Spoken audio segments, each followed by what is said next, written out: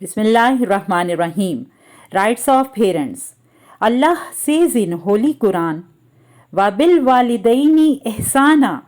You should be dutiful to your parents. Imma yablughanna indakal kibara ahaduhuma aw kilahuma. If one of them or both attain old age in your life, fala takullahuma uffim wala tanharhuma.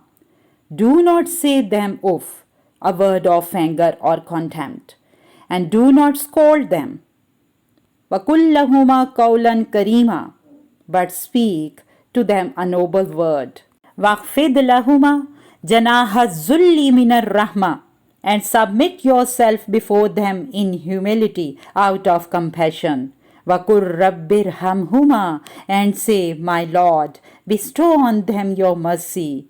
Kama Rabbayani Saghira, as they have brought me up in my childhood.